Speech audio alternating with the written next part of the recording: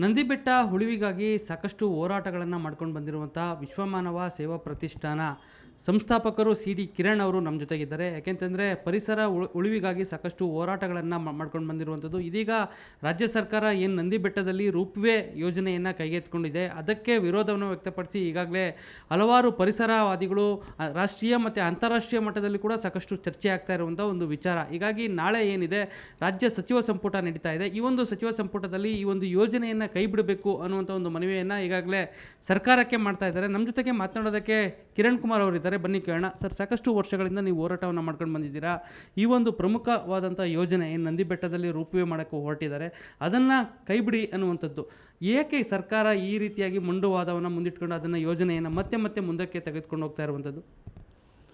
ಈಗ ನೋಡಿ, ನಾವು ಫಸ್ಟು ಈ ಪರಿಸರಕ್ಕೆ ಸಂಬಂಧಪಟ್ಟಂಥ ಮತ್ತು ಈ ಪರಿಸರವನ್ನು ಉಳಿಸಲಿಕ್ಕೆ ಶಕ್ತಿ ಇರುವಂಥ ಎಲ್ಲ ಇಲಾಖೆಗಳಿಗೆ ಮತ್ತು ವ್ಯಕ್ತಿಗಳಿಗೆ ನಾವು ಮನವಿಯನ್ನು ಸಲ್ಲಿಸ್ದು. ದಯಮಾಡಿ ಇಂಥ ಕೆಲಸಕ್ಕೆ ಕೈ ಹಾಕಬೇಡಿ. ಏಕೆಂದರೆ ನಂದಿಬೆಟ್ಟ ಕೇವಲ ಒಂದು ಸುಂದರವಾದ ತಾಣ ಅಲ್ಲ, ಅದಕ್ಕೆ ಅದರದೇ ಆದ ಪರಿಸರದ ಸಂಪ್ರದಾಯಗಳಿದೆ. ಯೋಗದ ಮಹತ್ವವನ್ನು ಸಾರುವಂಥ ಯೋಗನಂದೀಶ್ವರ ಮೇಲಿದ್ದಾರೆ. ಸೊ ಅದು ಜೊತೆಗೆ ದಕ್ಷಿಣ ಭಾರತದಲ್ಲೇ ಅತ್ಯಂತ ದೊಡ್ಡ ಬೆಟ್ಟ. ಒಂದು ವಾತಾವರಣದ ವಿವಿಧ ಪದರಗಳನ್ನು ಹೊಂದಿರುವಂಥ ಬೆಟ್ಟ. ಓಕೆ, ಕೆಳಗಿಂದ ಮೇಲಕ್ಕೆ ಹೋದಂಗೆ ಬೆಟ್ಟದ ಹವಾಮಾನ ವೈಪರೀತ್ಯಗಳು ಚೇಂಜ್ ಆಗುತ್ತೆ. ಹಾಗಾಗಿ ಅಂಥ ಒಂದು ಸುಂದರವಾದ ಜಾಗವನ್ನು ಬ್ರಿಟಿಷ್ ಅವರು 1911 ಅದನ್ನು ಬಯೋಡೈವರ್ಸಿಟಿ ಹಬ್ ಆಗಿ, ಒಂದು ಜೀವವೈವಿಧ್ಯ ನೆಲೆಯಾಗಿ ಘೋಷಣೆ ಮಾಡಬೇಕು ಅಂತೇಳಿ ಡಿಸ್ಕಷನ್ ಆಗಿತ್ತು. ಆದರೆ ಈಗೇನಾಗ್ತಾ ಇದೆ, ನಾವು ಇದನ್ನೆಲ್ಲವನ್ನು ಸರ್ಕಾರದ ಗಮನಕ್ಕೆ ತಂದು ಅವರಿಗೆ ಮನವಿ ಮಾಡಿದ ಮೇಲೂ ಕೂಡ ಅವರು ಯಾವುದೇ ರೀತಿಯಾದಂಥ ಒಂದು ಪ್ರತಿಕ್ರಿಯೆಯನ್ನು ನಮಗೆ ಕೊಡಲಿಲ್ಲ. ತದನಂತರ ಇದಕ್ಕೆ ಸಂಬಂಧಪಟ್ಟ ನಂದಿಬೆಟ್ಟದ ವಿಶಿಷ್ಟಗಳು ಮತ್ತು ಅದರ ಪರಿಸರ ಸಂರಕ್ಷಣೆ ನಾನು ಹಲವಾರು ತಜ್ಞರ ಜೊತೆ ಸೇರಿ ಮಾಹಿತಿಯನ್ನು ಸಂಗ್ರಹಿಸಿ ಈಗ ಹೈಕೋರ್ಟ್ ಮುಂದೆ ಒಂದು PAL ಕೂಡ ಹಾಕಿದ್ದೇನೆ. ಆ PALಗೆ ಕೋರ್ಟು ಸ್ಪಂದಿಸಿ ಸರ್ಕಾರಕ್ಕೆ ಇದಕ್ಕೆ ಉತ್ತರ ಕೊಡಿ ಅಂತೇಳಿ ನೋಟಿಸ್ ಕೂಡ ಕೊಟ್ಟಿದ್ದಾರೆ. ನೋಟಿಸ್ ಕೊಟ್ಟ ಮೇಲೂ ಕೂಡ ಕೋರ್ಟ್ಗೆ ಉತ್ತರ ಕೊಡಲಿಕ್ಕೆ ಬರೋ ತಿಂಗಳು 4ನೇ ತಾರೀಕಿದೆ.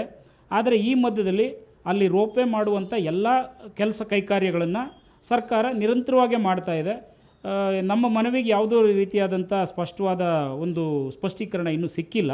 ಆದರೆ ನಂದಿಬೆಟ್ಟ ಉಳಿಬೇಕಂದ್ರೆ ಇಂಥ ಈ ವಾಣಿಜ್ಯೋದ್ಯಮಗಳು, ಈ ಖಾಸಗಿ ಪ್ರಾಯೋಜಕತ್ವಗಳು ಇವೆಲ್ಲ ಹೋಗಬೇಕು.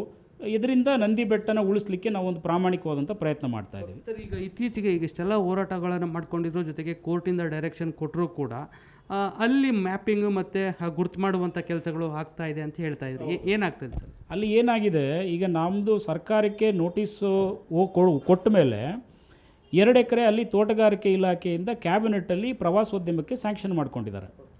So PPP ಪ್ರೋಗ್ರಾಮ್ನಲ್ಲಿ.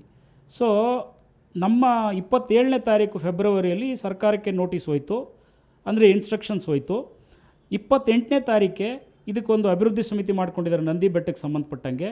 ಸೊ ಅವರು 28ನೇ ತಾರೀಕು 4 ಗಂಟೆಗೆ ಮೀಟಿಂಗ್ ಕರ್ಕೊಂಡು 15ನೇ ತಾರೀಕು ಈ ಏನು ತೋಟಗಾರಿಕೆ ಇಲಾಖೆಯಿಂದ ಸರ್ಕಾರ ಕ್ಯಾಬಿನೆಟ್ಟಿಂದ ಅನುಮೋದನೆ ಮಾಡಿತ್ತು ಆ 2 ಎಕರೆಯನ್ನು ಪ್ರವಾಸೋದ್ಯಮಕ್ಕೆ ತೊಗೊಂಡು 17ನೇ ತಾರೀಕೆ ಡೈನಮಿಕ್ಸ್, ಈ ರೋಪ್ವೇನ ನಿರ್ಮಾಣ ಮಾಡ್ತಿರುವಂಥ ಡೈನಮಿಕ್ಸ್ ಕಂಪನಿಗೆ ಹ್ಯಾಂಡ್ ಓವರ್ ಮಾಡಿದೆ.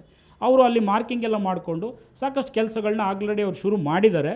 ಇದು ಹೇಗೆ ನಡೀತಾ ಇದೆ, ಕೋರ್ಟ್ ಒಂದು ಇನ್ಸ್ಟ್ರಕ್ಷನ್ಸ್ ಕೊಟ್ಟ ಮೇಲೂ ಅದಕ್ಕೆ ಉತ್ತರ ಕೊಡದೆ ಇವರು ಈ ರೀತಿ ನಡ್ಕೊಳ್ತಾ ಇರೋದು ಸರ್ಕಾರದ ಉದ್ದಟತನ ತೋರಿಸ್ತಾ ಇದೆ. ಈಗ ನಾಳೆ ಕ್ಯಾಬಿನೆಟ್ ಮೀಟಿಂಗ್ ನಡೀತಾ ಇದೆ. ಈಗ ಸರ್ಕಾರಕ್ಕೆ ತಾವು ಏನು ಮನವಿ ಮಾಡ್ಕೊಳ್ತಾ ಇದ್ದೀರಿ? ನಾವು ಮನವಿ ಮಾಡ್ತಾ ಇರೋದಿಷ್ಟೇ, ಅಲ್ಲಿ ಯಾವುದೇ ಖಾಸಗಿ ಮತ್ತು ವಾಣಿಜ್ಯ ಈ ಕೆಲಸಕ್ಕೆ, ಈ ವಾಣಿಜ್ಯ ವಿಚಾರಗಳಿಂದ ಏನಾಗ್ತಾ ಇದೆ, ನಂದಿಬೆಟ್ಟ ಜೊತೆಗೆ ಅದರ ಸುತ್ತಮುತ್ತಲ ಪ್ರದೇಶ ಅದು ಕೇವಲ, ನಾನು ಮೊದಲೇ ಹೇಳ್ತಾ ಇದ್ದೀನಿ, ಅದು ಬರೀ ಪ್ರವಾಸಿ ತಾಣ ಅಲ್ಲ, ಅದಕ್ಕೆ ಅದರದೇ ಆದಂಥ ಒಂದು ಪರಿಸರ ವ್ಯವಸ್ಥೆ ಇದೆ.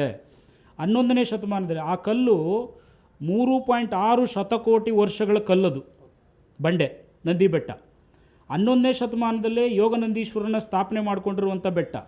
5 ನದಿಗಳಿಗೆ ಜನ್ಮ ಕೊಟ್ಟಿರುವಂಥ ಬೆಟ್ಟ. ಅಂಥ ಒಂದು ಬೆಟ್ಟವನ್ನು ಇವತ್ತು ವಿನಾಶದಂಚಿಗೆ ತೊಗೊಂಡು ಹೋಗ್ತಾ ಇರೋದನ್ನು ವಿರೋಧಿಸ್ಲಿಕ್ಕೋಸ್ಕರನೇ ಮತ್ತು ಇಂಥ ಕೆಲಸ ಕಾರ್ಯಗಳನ್ನು ನಂದಿಬೆಟ್ಟದಲ್ಲ, ಕರ್ನಾಟಕದ ಯಾವುದೇ ಭಾಗದಲ್ಲಾಗಲಿ ಪರಿಸರಕ್ಕೆ ಹಾನಿಯಾಗುವಂಥ ಯಾವುದೇ ನಿರ್ಧಾರಗಳನ್ನು ಸರ್ಕಾರ ತಗೋಬಾರ್ದು. ಜೊತೆಗೆ ಇದನ್ನೆಲ್ಲ ಮಾಡುವಾಗ ನೀವು ಸಾರ್ವಜನಿಕ ಅಭಿಪ್ರಾಯವನ್ನು ತಗೋಬೇಕು. ನೀವು ಸಾರ್ವಜನಿಕ ಅಭಿಪ್ರಾಯವನ್ನು ಏನೂ ತಗೊಳ್ಳದೆ ನಿಮ್ಮಿಷ್ಟಕ್ಕೆ ನೀವೇ ಮಾಡಿಕೊಂಡು ನಿಮಗೆ ಬೇಕಾದಂಗೆ ರೂಲ್ಸ್ ಮಾಡಿಕೊಂಡು ನಿಮಗೆ ಬೇಕಾದವ್ರಿಗೆ ಈ ಕೆಲಸ ಕಾರ್ಯಗಳನ್ನು ವಹಿಸಿ ಇದು ಈ ರೀತಿ ಹೋಗ್ತಾ ಇರೋದು ಸರ್ಕಾರದ ಉದ್ದಟತನವನ್ನು ಮತ್ತೆ ಮತ್ತೆ ಸಾಬೀತು ಮಾಡ್ತಾ ಇದೆ. ಇದಿಷ್ಟು ಏನಂತಂದರೆ ಪರಿಸರ ಉಳಿವಿಗಾಗಿ ಸಾಕಷ್ಟು ಹೋರಾಟಗಳನ್ನು ಮಾಡ್ಕೊಂಡು ಬಂದಿರುವಂಥ, ಅದರಲ್ಲೂ ಕೂಡ ನಂದಿ ಬೆಟ್ಟ ಉಳಿವಿಗಾಗಿ ಸರ್ಕಾರ ಕೈಗೊಂಡಿರುವಂಥ ಯೋಜನೆಯನ್ನು ಕೈ ಬಿಡಬೇಕು. ಯಾಕೆಂತಂದರೆ ಅದರಿಂದ ಆಗುವಂಥ ಪರಿಸರ ವಿನಾಶಕ ಏನು ಜನರ ಮೇಲೆ ಆಗುತ್ತೆ, ಎಲ್ಲರಿಗೂ ಕೂಡ ಈ ಒಂದು ಪರಿಣಾಮ ಉಂಟಾಗುತ್ತೆ ಮುಂದಿನ ದಿನಗಳಲ್ಲಿ. ಹೀಗಾಗಿ ಈ ಒಂದು ಯೋಜನೆಯನ್ನು ಕೈ ಬಿಡಬೇಕು ಅನ್ನುವಂಥದ್ದು ಮನವಿಯನ್ನು ಸರ್ಕಾರಕ್ಕೆ ಮಾಡ್ತಾ ಇದ್ದಾರೆ. ಕ್ಯಾಮರಾಮ್ಯಾನ್ ನಾಗರಾಜ್ ಜೊತೆ ನಂದೀಶ್ ಮಲ್ಲೇನಹಳ್ಳಿ, ಏಷ್ಯಾನೆಟ್ ಸುವರ್ಣ ನ್ಯೂಸ್, ಬೆಂಗಳೂರು.